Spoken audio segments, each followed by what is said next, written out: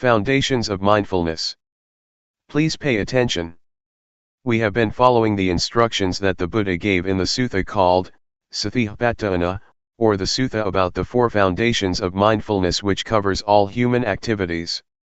Human lives or human ways of conduct can be divided into four: the realm of body, the realm of feeling, the realm of thought, and the realm of mind objects.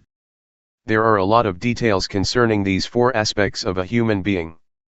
Our bodies have experienced a lot of things, we have felt a lot of feelings, encountered various kinds of thoughts, and faced a lot of mind objects or mental impressions. No matter what happens to the body or to the physical form, with mindfulness we can understand the fundamental truth, or the fundamental nature that underlies the activities of the body. Mindfulness gives us insight into the nature of the body. The underlying nature, the fundamental law, that governs the physical realm is what we call the three common characteristics: impermanence, unsatisfactoriness, and no self. Feelings are also subject to the three common characteristics. Every kind of feeling, whether it results from contact with the eyes, with the ears, with the nose, with the tongue, with body, or with mind, is subject to these three common characteristics. Ultimately, feelings have no self. We cannot take them to be a self or a person. If we do not understand the reality of feelings, we will be their slave. We will try to struggle for the pleasant feelings, we will try our best to protect whatever can give us pleasant feelings. A lot of people are busy possessing objects that provide them with pleasant feelings, but they will ultimately find that they cannot keep them all the time. They are subject to change, to vanish. The Buddha always stresses that a feeling is not self, it is not the person, it is not the individual, so do not take it to be a person or self. Worldly beings who do not practice cannot understand what the Buddha said, but we will be able to understand if we practice hard enough. During the past few days we have been here, we may not have attained this insight yet, but it is within our capacity to see, to understand, and to have insight into the nature of feelings. We should understand mind or mental formations too.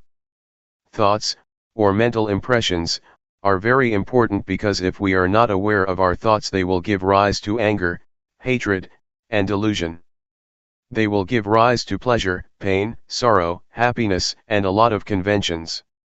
Law, rules, regulations, and all sorts of things will come into play and your thoughts will proliferate without end. Thus we should learn to understand the thinking process. Can we see thoughts?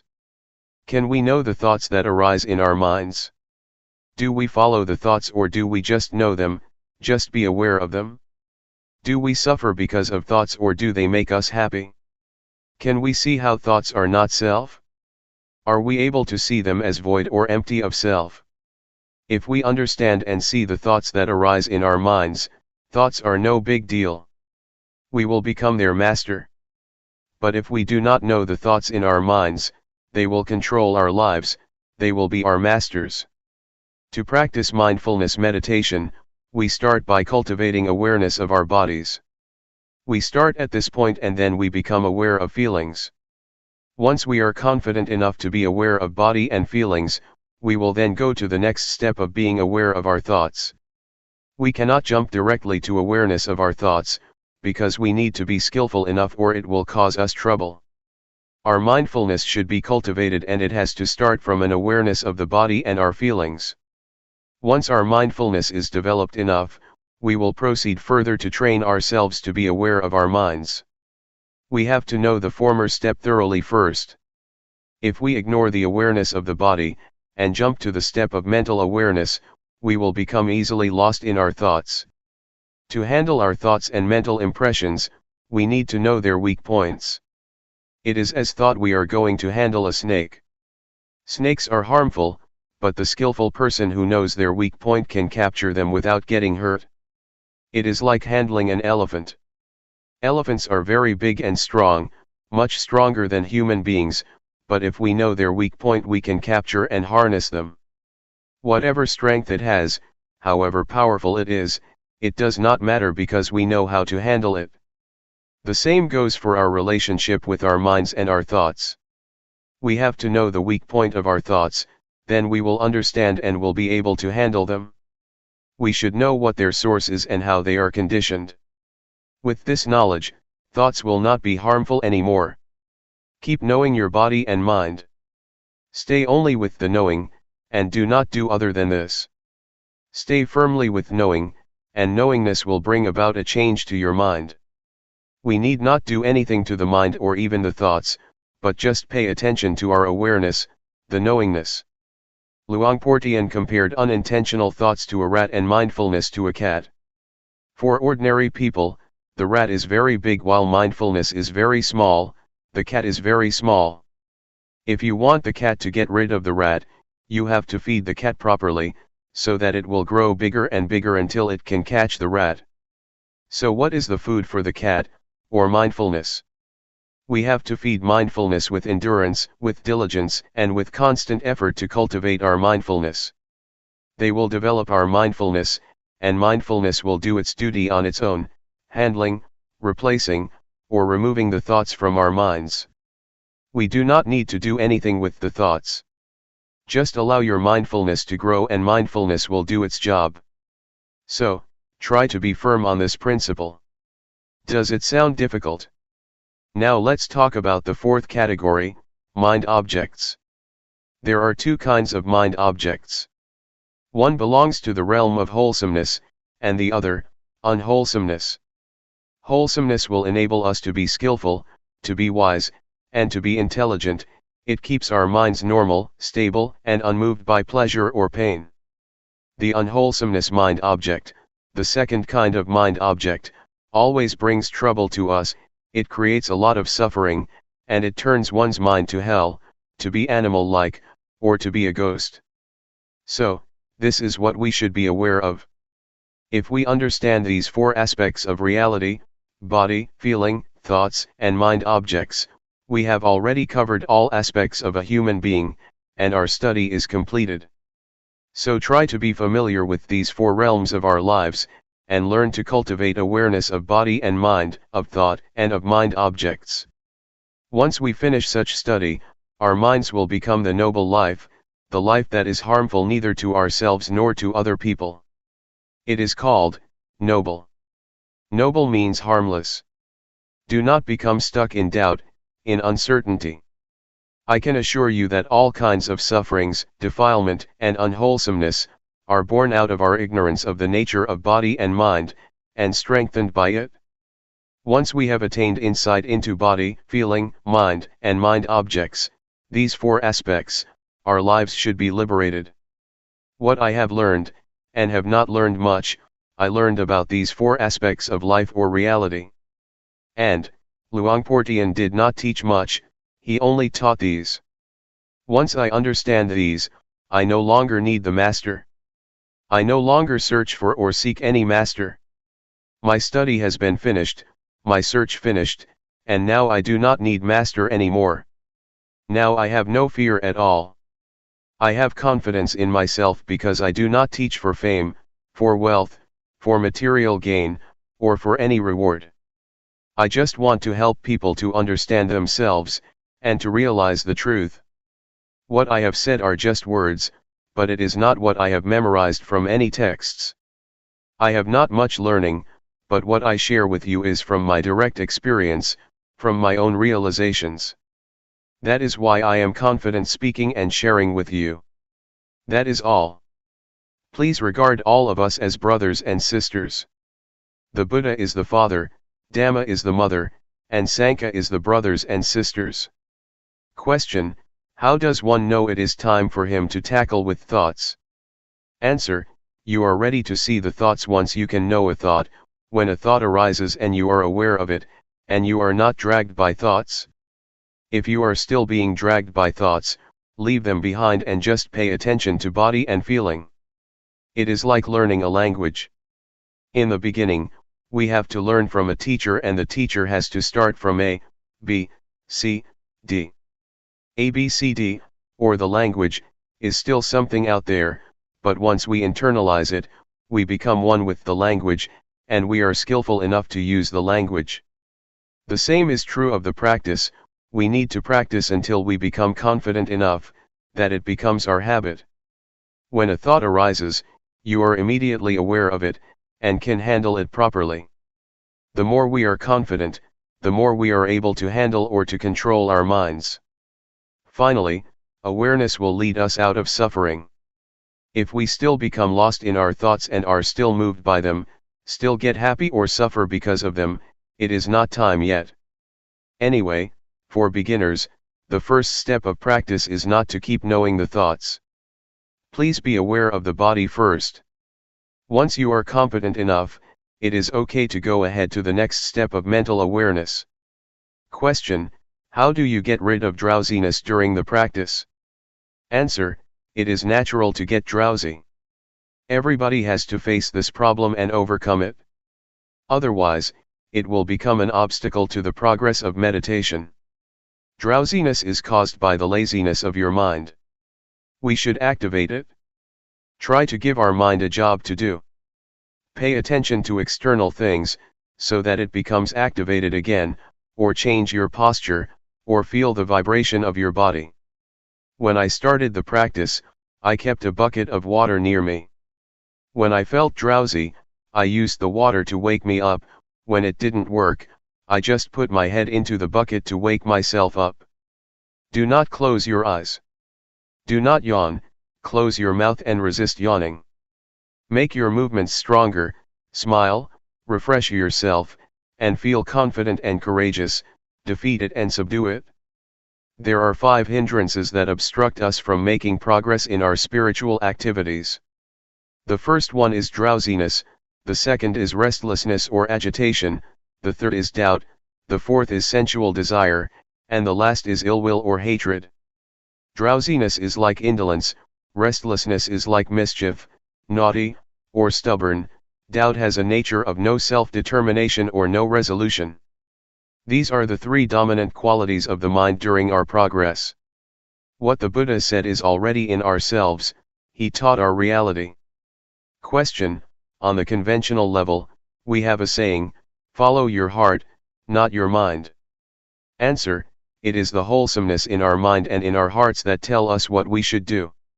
We should transform anger to compassion, suffering to happiness, and agitation to peacefulness. It is wisdom that tells us what to do. If we know this is good or this is bad, if we know this is harmful or this is not, we do what is good and unharmful. I do not know whether you call it heart or mind. Just follow it. Question: just follow it and act on it? So it will not create any cause and effect? Answer: oh, sure, if it is a good cause, if one is mindful, if it is not harmful to oneself and others, it is a good karma. If it is harmful to oneself and to others, that is a bad karma, a bad deed. Question: should we just follow the middle path, if we are not sure whether it is a good cause or not? Just sort of ignore it and not act upon it? Answer: don't worry whether it is from mind or from heart. If you know it is harmful, avoid it. If it is good, act on it. We do not know, and we do not have such an expression in Thai, at least not one that is popular among the Buddhist monks. We often follow the heart and create a lot of problems. It is a different cultural orientation. Question: how does mindfulness work? Answer: you will realize it after you see it very often. You will realize, oh, it is like this. It is a matter of how frequently you see it. Avoid thinking, analyzing, or reasoning. Watch your body until your mindfulness is developed enough, and your mindfulness will be like a fire alarm, a smoke detector. The smoke detector never watches or keeps looking for smoke, but once it detects even a small amount of smoke, the alarm goes off. Mindfulness is like that. You will be aware of even a small portion of thought that arises automatically, without intention. So allow mindfulness to work on its own, do not order it or command it. Mindfulness works like that. Question: can you comment on psychic power, miracle, or New Age? Answer: if it happens and you become attached to it, there is the problem, but if you just see it and let it go, or if you are just aware of it, that is good. But normally people are attached to it. They want something special, but psychic power is not the real miracle. The real miracle, according to the Buddha, is the ability to be aware. When you sit and know that you are sitting, that is the supreme miracle according to the Buddha. Psychic power is the result of concentration, not awareness. If you have strong concentration, then your mind becomes powerful. Monks or people who practice mindfulness meditation seldom attain this power, but it is a shortcut to enlightenment, because you are unlikely to be distracted by psychic power, so you go ahead. Otherwise, you see flowers, you see shopping centers, you make visits, and then progress is delayed, but the delay is enjoyable. As for New Age, do not pay attention to things out there. They are just technology. If you enjoy technology, such as computers, it may seem like progress to you and you may enjoy spending whole day with the computer. You are better in terms of power over technology, but you are not any wiser than other people. Technomania, the same mentality for those who are interested in psychic power in Buddhism, leads to suffering. June 13, 1997. Lifetime practice. We have already studied the sacred Buddhist texts, especially the text on the four foundations of mindfulness. We practice through our experience, which is in reality the sacred text that is already in ourselves. With our practice, we have investigated into the text which is the experience in ourselves. We have investigated or trained ourselves to be aware of body, feeling, mind, or thoughts, and mind objects, the key points in this sacred Buddhist text. How can we see them? We see these four phenomena through mindfulness. With mindfulness, we are able to understand the reality of these four aspects. We have to cultivate mindfulness or awareness in order to see these four aspects of reality, otherwise, we cannot have understanding. We cannot know body, feeling, thoughts, and mind objects with intellect, nor through reasoning or analytical mind. The only way is to realize, to experience ourselves, then the realization will arise. We have explored the realms of the body, feelings, mind, and mind objects. In fact, there are many details in the realms of body, feeling, thoughts, and mind objects. The more we practice, the more we experience the reality of these four realms, the more we are familiar with the sacred Buddhist text. Keep trying. Keep practicing, so that you will be familiar with awareness, and gain an understanding of the nature of body and mind, of the condition of body, and of the activities of body and mind. You will achieve insight into body and mind, and will have a thorough understanding of body and mind. If you reach that point, you will have already finished the study of this text, this sutra, and you will be able to handle feelings properly. Feelings are everywhere, but I would like you to be stable like stones.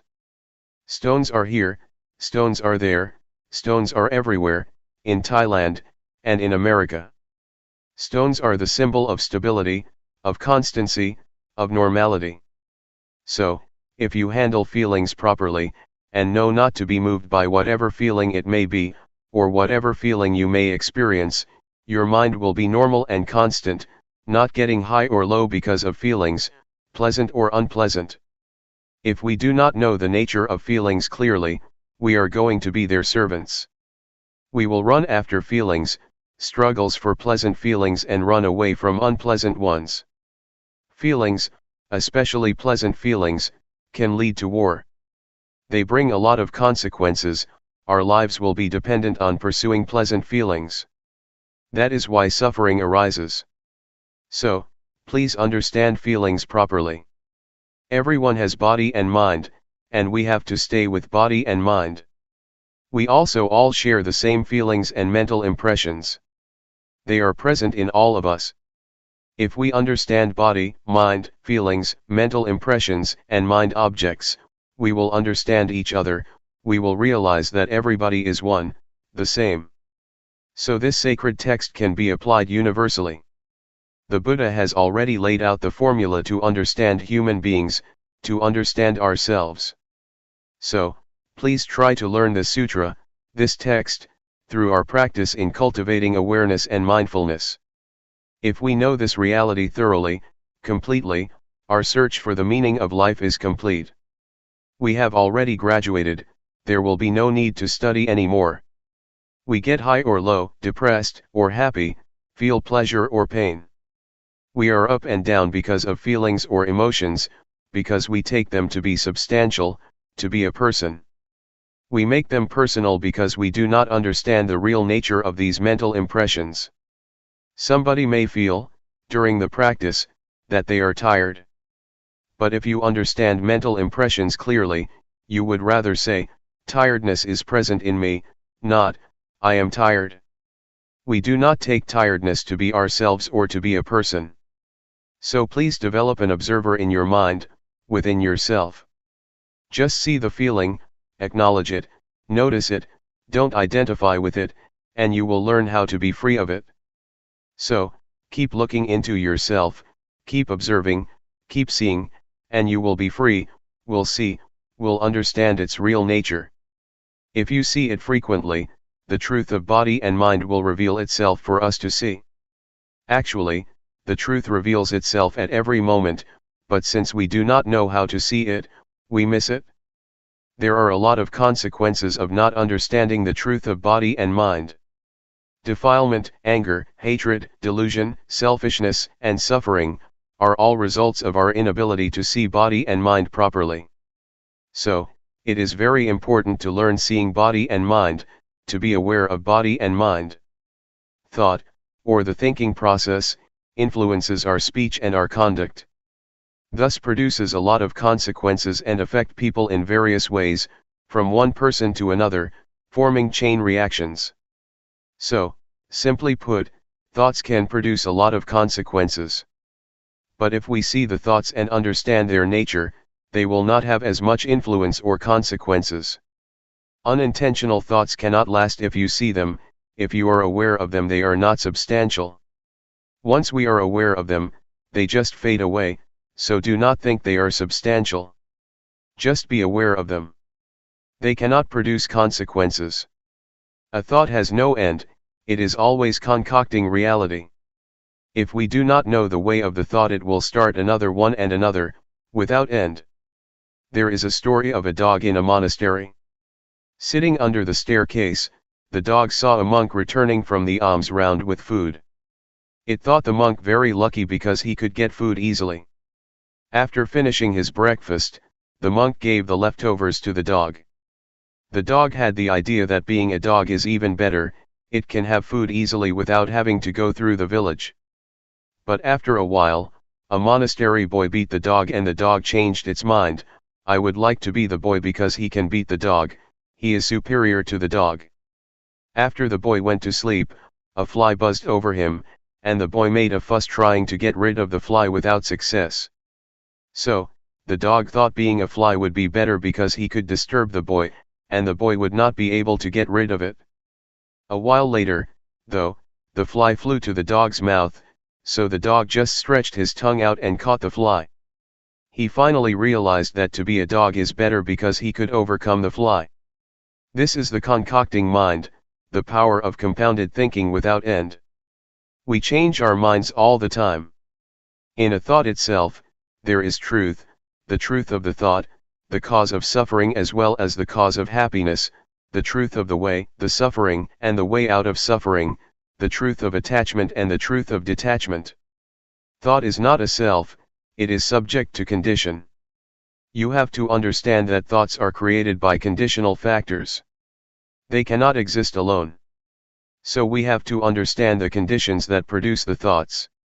All kinds of truths about suffering and the cessation of suffering can be learned, can be known within the truth itself. Truth is not a self. It is a condition. You have to understand. The Buddha said to Sariputta, that things and existence are produced by causes. They are governed by the law of causality. If you want to extinguish this, you have to get rid of that, because that is the cause of this. This is the law of causality, the law of dependent origination. So, if thoughts are subject to this law, they have causes and sources. If we want to get rid of an undesirable thought, we need not suppress it or eliminate it, but we should trace it back to where it came from, and then deal with it. Buddha achieved victory because he knew how to deal with the cause of suffering. So, to understand the underlying cause of thoughts, we need to develop awareness. Our awareness should be totally developed, full awareness. The way that the Buddha mentioned in many sermons, including the first sermon, was formalized and laid out in the text of the Four Foundations of Mindfulness. The way that he mentioned is important. If you follow that way, you will learn how to realize the truth properly. The nature of all existence is subject to impermanence, unsatisfactoriness, and no self. If you do not understand this, you will get high in pleasant feelings, and get low in unpleasant feelings. Life cannot always be pleasant, you will sometimes suffer. Our minds are moved up and down. But if we know all objects, all feelings, and do not take them to be substantial, do not identify ourselves with them, they can neither harm us nor disturb our minds. This is what I would like to stress. The retreat is not over as long as we have breath or are alive. We need to practice as long as body and mind exist with us. As long as we still have feelings and emotions, we need to continue our practice. To give you an idea that we are not alone, anything happens to us, noise, voice, people, sight and sound, taste and smell, from surroundings, have involved our lives. We have to learn to deal with all sorts of things properly, so that we will not suffer. June 14, 1997. Buddhist meditation in a nutshell. I would like to talk about the problems of meditation. They are problems that we all share: drowsiness, pain, tiredness, and exhaustion. These problems are quite normal for the practitioner. We have all experienced the same kind of problems. The only duty we have is to be mindful in every moment and in every situation. Whether you are drowsy, tired, or feel pain, try to be mindful in that situation, meaning you are not disturbed by these problems. Do not regard them as obstacles, but take them as experiences that enrich your practice. Because skillful practitioners have to learn how to deal with various kinds of experiences. Do not try to find answers in the intellect or in your brain, or try to investigate into the thoughts, or make reasons for what you have experienced. Just feel. Just stay aware. The practice of awareness will bring you insight or wisdom. It is the wisdom that is not the result of intellect or rationalization, but of repeated practice. This kind of wisdom enables you to understand the nature of reality. And the practitioner who concentrates on this kind of practice, will obtain wisdom in return. This is what we call wisdom resulting from practice, not from intellect or from memorization. There are 4 kinds of objects that you should be aware of. The first is the body. The second is the feeling or sensation: coldness, heat, happiness, suffering. These are all in the realm of sensation. The third is thoughts, and the 4th kind of object is what we call mind objects. Mind objects mean the states of the mind or mental qualities. They include 5 hindrances: sensual desire, ill will, sloth, anxiety and doubt, and 7 factors of enlightenment: mindfulness, truth investigation, effort, zest, calmness, concentration and equanimity. Be it a wholesome or unwholesome object, just be aware of it. So train yourself to be aware of these 4 objects over and over. If you are not mindful, the body will bring you suffering and a lot of problems, feelings will create a lot of problems for you, as will thoughts and mind objects. So, it is crucial for us to be mindful with respect to body, feelings, mind, and the mind object. And this will give you insight. The more you are aware, the closer you are to insight. That is why we call this practice insight meditation, the meditation that brings you insight. The first level of the enlightened one is called Sotapanna. It means one who has entered the stream of enlightenment. The first level of the enlightened one is one who is free from or lets go of the first three fetters. The first one is a false view of person or false view of self. It means the view that this body belongs to me. This body is me, this body is myself. You take this body as me or mine, or take me as being in the body, or take body as being in myself. You take this body as substantial. But, if you attain insight into body and mind from this method of meditation, you can liberate yourself from this false view of self. The second fetter is uncertainty, skeptical doubt. Once you have realized the true nature of body and mind, you achieve insight or wisdom, and you have no doubts about the practice or about the proper way of meditating. The third fetter is attachment to form, to rituals, to legalities, or to the rules. This practice is good, is correct, that practice is not good, not correct. This rule is okay, that rule is not okay. This etiquette is good, that etiquette is bad. These are what we call attachment to the rules and rituals. If we see the true nature of all things clearly and achieve insight of the true nature of all things, we will be able to go beyond this concept of right or wrong. The objective of insight meditation is not to gain psychic power of telepathy, to penetrate anyone's mind, to fly in the air, or to go underground. Those are not the objects of meditation. The objective of Buddhist meditation is to have total awareness of body, of feelings, of mind, and of mind objects. Such awareness will give rise to insight. The first step of insight is the insight into body and mind. With this insight you know without doubt what body is, what mind is, what the nature of body is, what the nature of mind is, what the disease of body is, what the disease of mind is, what causes suffering to the body, what causes suffering to the mind. This is the insight into body and mind. And once you achieve this insight, your practice will go on to the next step of the practice, learning to be aware of thoughts. In the beginning, as I suggested a few days ago, you should just be aware of your body. Do not mind your thoughts. Just leave whatever thoughts arise behind. But once you get insight into body and mind, you have to practice the second stage of being aware of your thoughts. Yet, to be aware of your thoughts does not mean that you have to investigate them. Just see them, register them, and then turn your attention to the practice of body movement.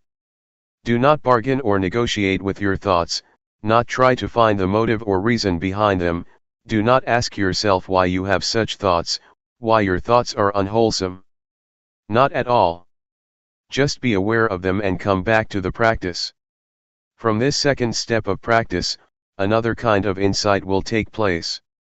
With this insight, you can go straight. The truth will reveal itself and you will see things clearly without using analytical thinking. You just see it and understand it.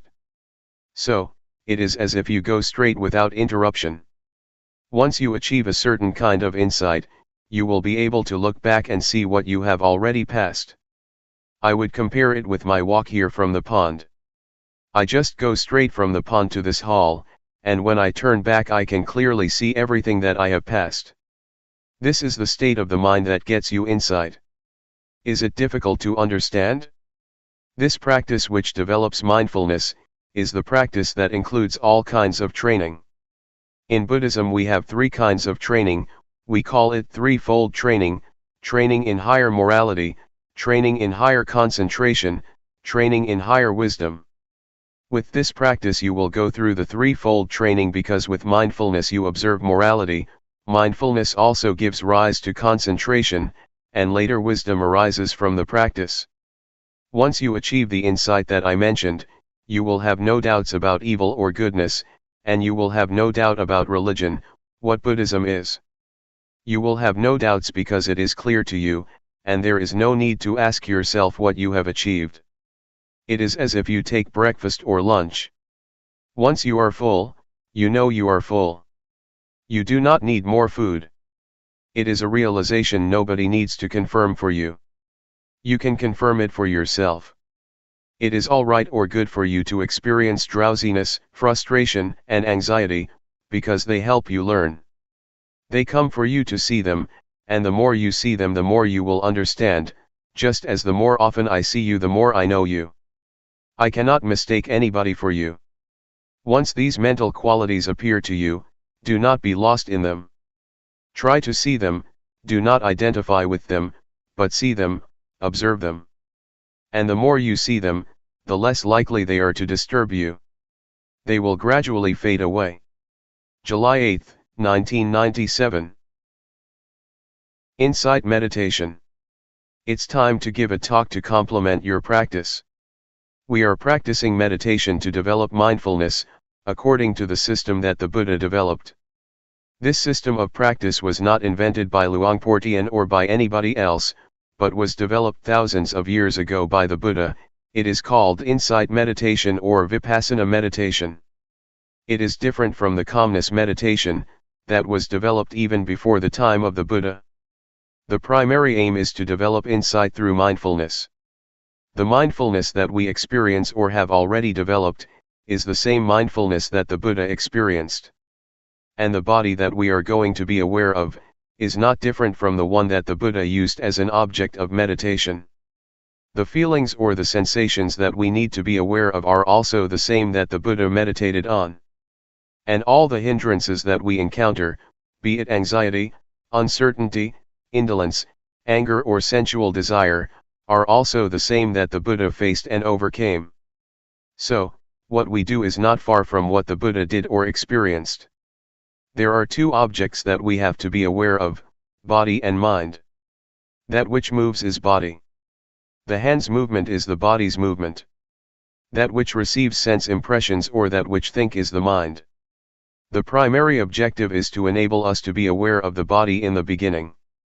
This practice enables us to be aware of every moment, every movement we make, either in our daily lives or in the formal practice as we are doing now.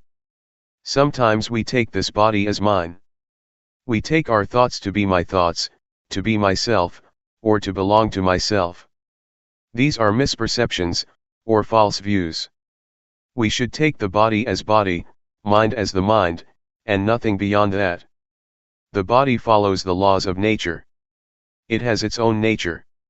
The body is also subject to change. It has feelings. Do not take feelings or physical sensations as self or as substantial. They are just the condition of the body, just the feeling of the body. The same applies to the mind. There are many kinds of mental states: anger, drowsiness, anxiety, happiness, suffering, etc. These are not the real nature of the mind. They are just the activities of the mind or the conditions of the mind. The nature of the mind itself is peaceful and radiant. Again, do not take the negative emotions as the nature of mind. They are just the conditions of the mind. Please differentiate between these two aspects, nature and conditions or activities. If you have this understanding, the understanding of the nature and conditions of body and mind, you have already achieved insight into the reality of body and mind. When we develop mindfulness, it enables us to see and to be aware of body as body, feeling as feeling, mind as mind, and do not take them to be selves, to be ourselves, to be me, or to be mine. When anger, anxiety, or suffering arises, please see them as they really are. Recognize that suffering is present in me, but I am not suffering. Anger is present in me, but I am not angry.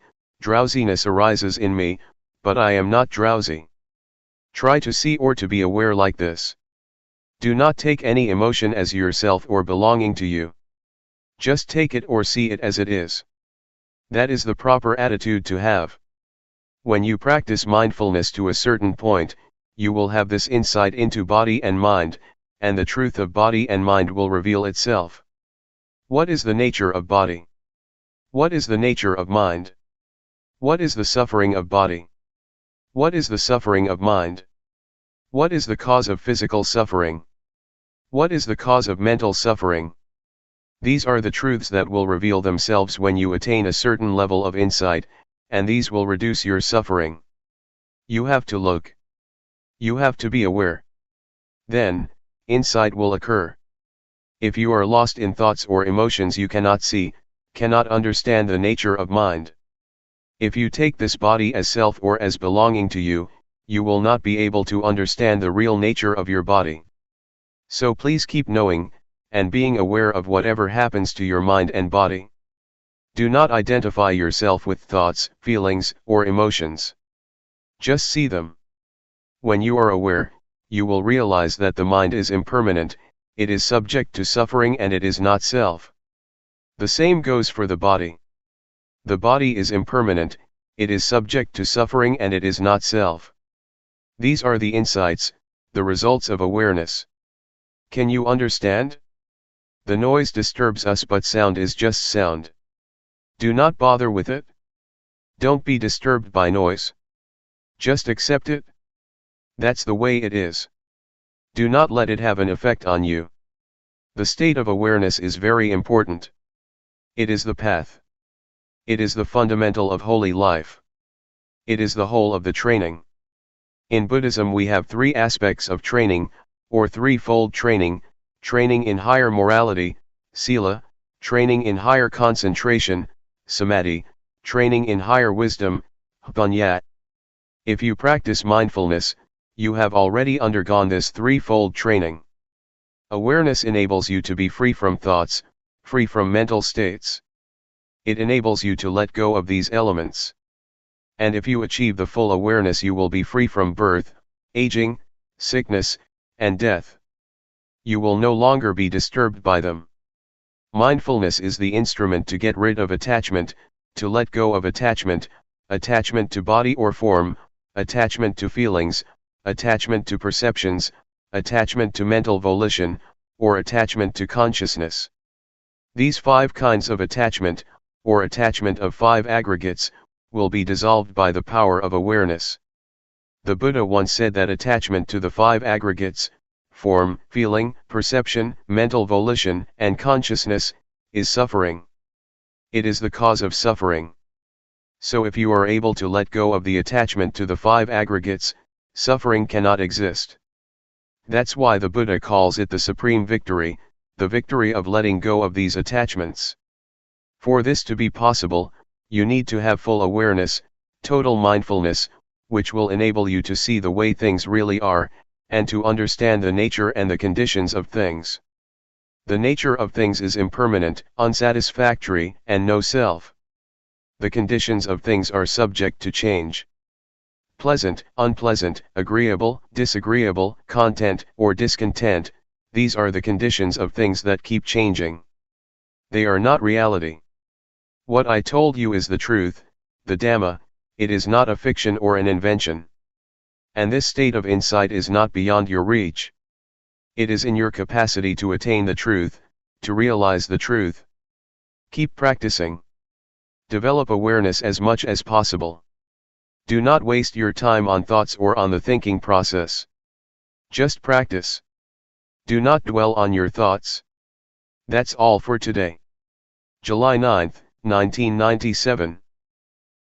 A handful of Buddhism. We are learning to practice meditation. The purpose of meditation is to develop awareness and mindfulness. The more we exercise awareness, the more we develop it. It will become present in our bodies, and our minds will become familiar with our bodies because of mindfulness. Try to make your mind familiar with your body, so that it will be with your body. People are differentiated by their actions, karma. Karma is the determining factor that differentiates all of us. If we practice mindfulness, it is the action that can determine our lives and have an effect on us. Keep practicing mindfulness. If we practice enough and properly, it already includes the training in higher morality, the training in higher concentration, and the training in higher wisdom, or what we call, the threefold training. There are many things that keep us from being aware, and keep us from knowing. There are sensations, or feelings. If we are caught up in feelings, our mind is turned from ourselves or from the body, and we do not experience awareness. Unintentional thoughts also keep us from being aware. Be they good thoughts or bad thoughts, if we are distracted by them, awareness disappears and we cannot create the desirable karma of practicing awareness. So try to turn your mind away from those feelings and thoughts. Do not become distracted or disturbed by them.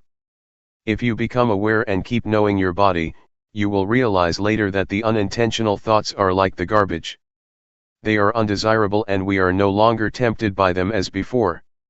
We do not refuse or reject feelings or thoughts, but we are not to be caught up in any of them.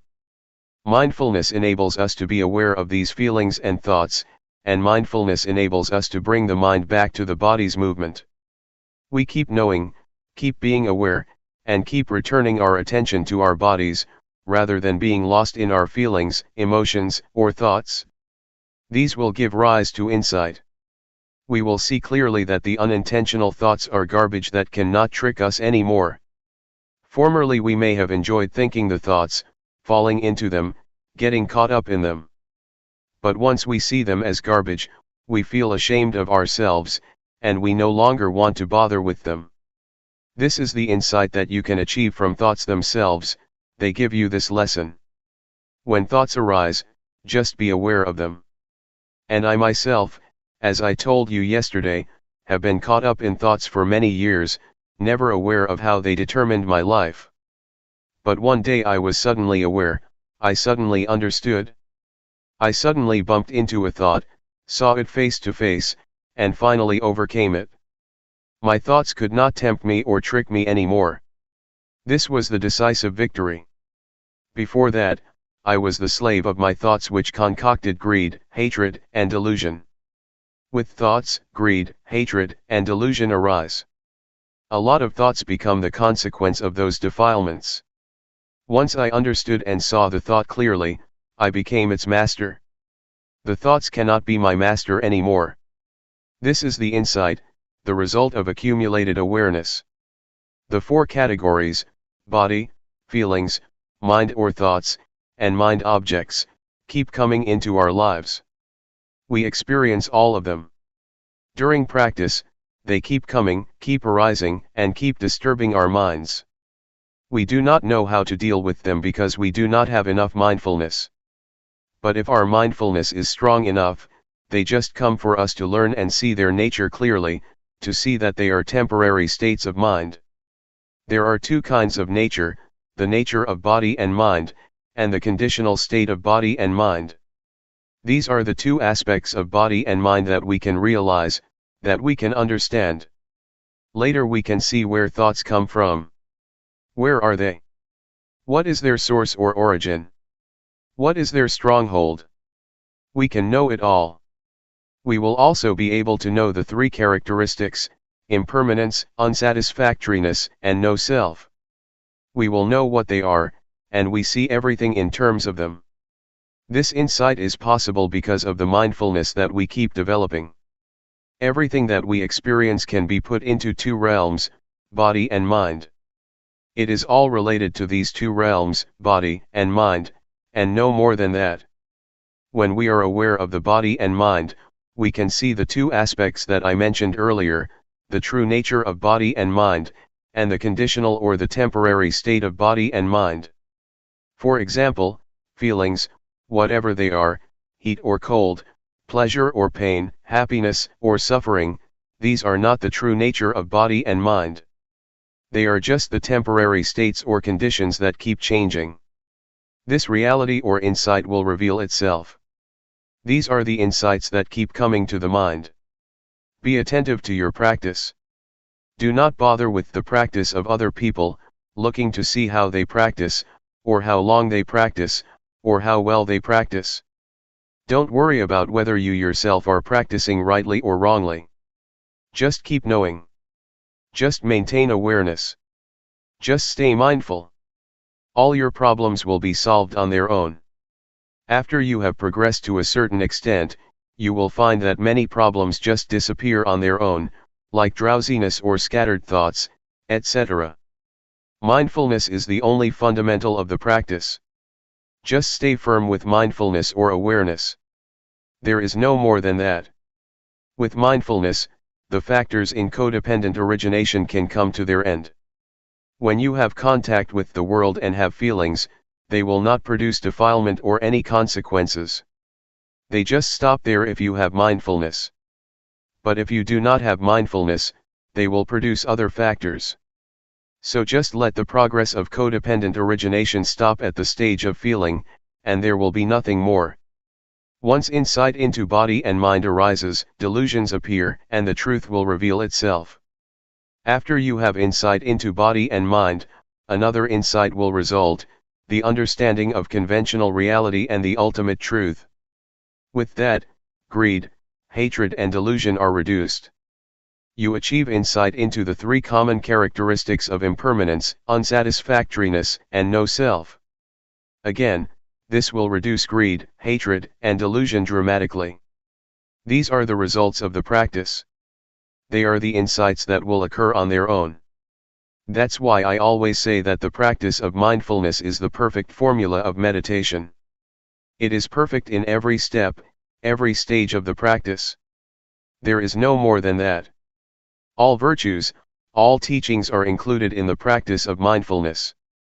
Be it training in higher morality, training in higher concentration, training in higher wisdom, compassion, loving kindness, generosity, endurance, etc.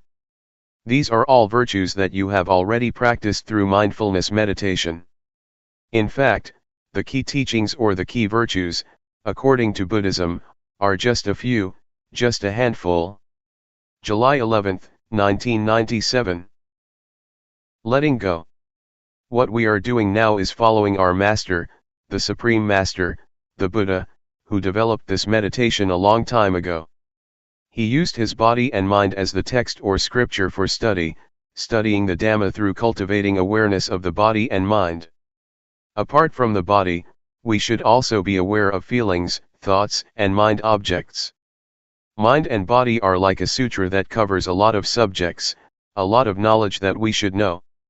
We are able to learn about heaven, hell, happiness, suffering, morality, concentration, and wisdom, from our body and mind through awareness cultivation. The causes of disturbances and problems in this world are in the realm of body and mind. On the other hand, the cause of peacefulness and happiness can also be found in the realm of body and mind. I need not explain more about this, but I would like to talk about the practice. The practice can be done by cultivating awareness of the body. Please try whatever techniques that can be used for awareness cultivation.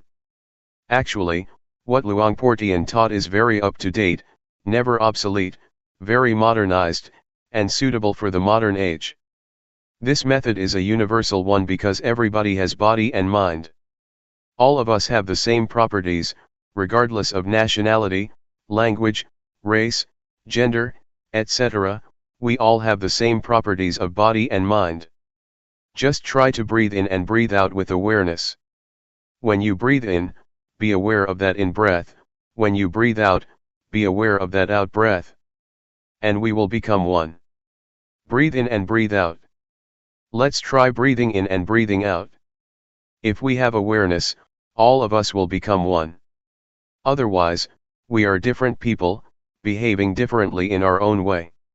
Awareness, mindfulness, or the breath, are all things we already have, so they are not difficult to practice. The awareness of breath and the awareness of the body's movement are the same. So how can we achieve awareness? Nothing can keep us from cultivating awareness. The only factor is ourselves. If we practice, awareness can be developed, it depends on us. We have already done many things, chantings, devotions, offerings, performing merits, studying scriptures, etc. Another thing that we should do is practice meditation. What Zhuangyan Monastery has done is to follow the path of the Buddha, encouraging people to practice meditation. Although not many people are interested, it is a good activity. Other Buddhist practices such as offering food to the monks, offering materials to the temples, observing the precepts, or studying the texts, are not lacking in society. What we lack is awareness. We have problems regarding the body and mind. We suffer because of body and mind. Greed, hatred, and delusion arise because we do not know how to deal with body and mind properly. For example, delusion occurs when the eyes or ears make contact with a sight or sound, and we are not aware. When you have awareness, forgetfulness and delusion just disappear. They are opposites. When awareness arises, the forgetfulness cannot stand. It just disappears. I would like to ask all of us, which, up till now in our lives, has been more powerful, awareness or forgetfulness? It is not difficult for awareness to arise if we start counting on ourselves. Buddhism starts from the individual, transforming the individual first. You need not change the environment or to ask the environment to change at the outset. So if you keep cultivating awareness, you will find the answers to your problems by yourself. The truth about body and mind will no longer exist. I would like to speak briefly for your benefit. We need to let go of everything regarding the mind. Regarding the body, we should learn how to reduce physical suffering and treat it properly. In other words, mental suffering can be reduced by letting go, but physical or bodily suffering has to be reduced by treatment. For instance, when it is hot you have to stay in the shelter and so on, because it is the physical suffering, but if it is mental suffering, you have to let it go. I would just like to encourage you to practice. This temple is a suitable place for teaching and practicing meditation. I like this place very much. We can practice or walk without mosquitoes. In my temple in Thailand, when I moved hand, I have to keep the mosquitoes away, but here it's very easy. So it is a suitable place that provides a good environment for practice. I do not know whether you benefit from this place or not, but I myself benefit a lot. My health is much better and I also have good ideas. 3 years ago, I had interesting ideas, and I put the talks into a small booklet about the Dhamma. Since my talk has to be translated, it can't be continual because I have to pause for the translation. So I only say about 50% of what I would like to.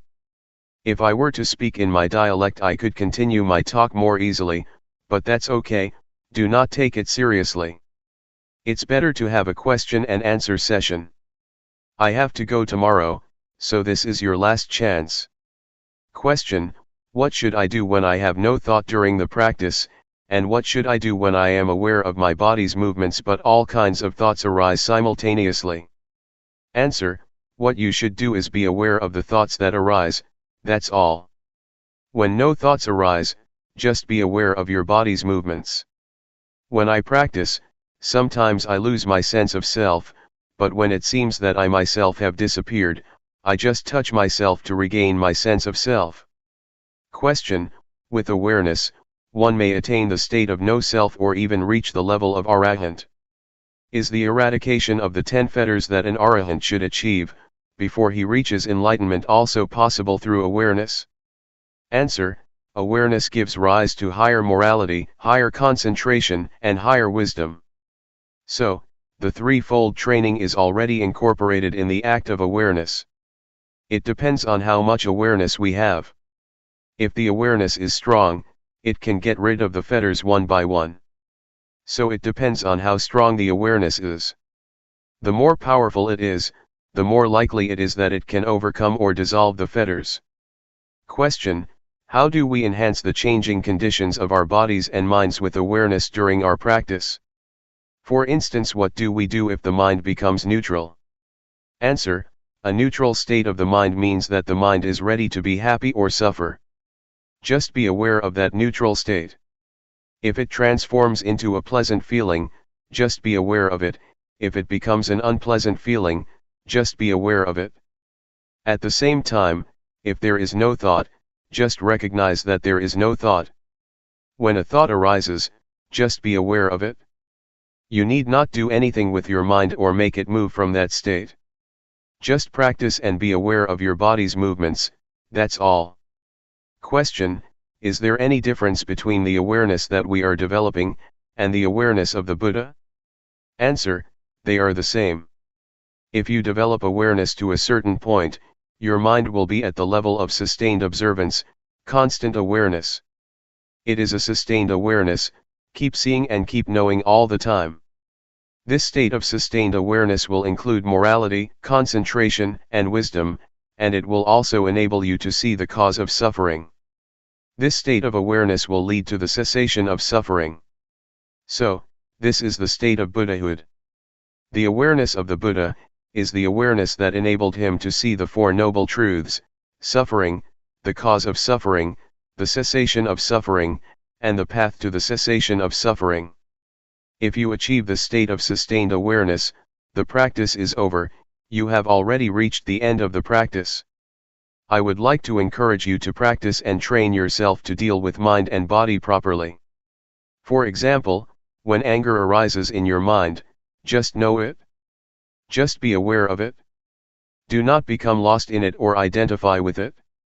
The same applies to sufferings and even happiness. Just see it, be aware of it, do not get caught up in it. This will enable you to transcend the world. You will still live in the world and interact with people, but you will be above the influence of the world. Question: is it alright to use wisdom to penetrate greed that comes on very strong and repeatedly, instead of just being aware of it as Luangpor suggested? Answer: it is alright for you to penetrate it like that. In fact, awareness itself can be transformed into an act of penetration. If you penetrate, you can see how impermanent, unsatisfactory, and selfless greed is. Yes, it is alright. Greed is the desire to have more. If you work and get $7 an hour, you want more, $10 or $15. That is greed.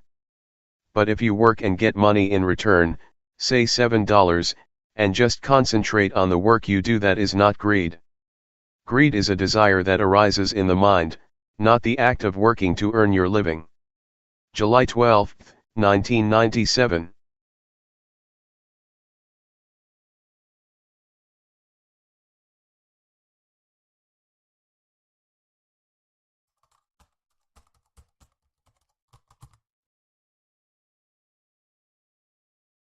May all beings be at ease, whatever living beings there may be, whether they are weak or strong, omitting none, the great or the mighty, medium, short or small, the seen and the unseen, those living near and far away, those born and to be born. May all beings be